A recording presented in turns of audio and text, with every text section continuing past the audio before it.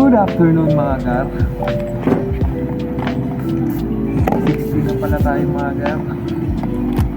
So kanina umaga mga gar, taas na sugar natin. Kasi Monday day off natin. Parang ako ng cheat day. Niloko ko yung sarili ko. Kumain ako ng mga bawal mga gar. Hindi naman sa bawal, kumain ako ng marami. Tapos kanin. So ito mga gar, sugar cane tayo. Day 16 mga gar. Okay mga gar, sugar check. So kailangan talaga disiplina mga gar. So kahapon wala tayong disiplina.